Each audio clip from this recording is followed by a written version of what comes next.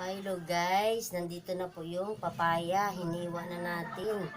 Oh, ito guys, oh, hinog na ang ating papaya. Ito po ang ating merienda. May kasama pa po yan. Naku, ito oh, mga mangga. Yan, merienda natin yan.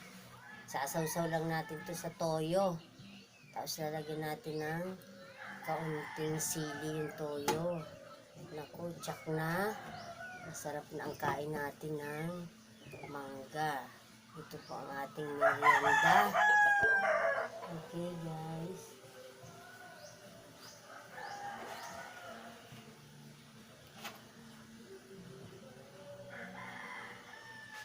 Tatanggalin natin yung buto. Tatanggalin yung buto. Yun na siya.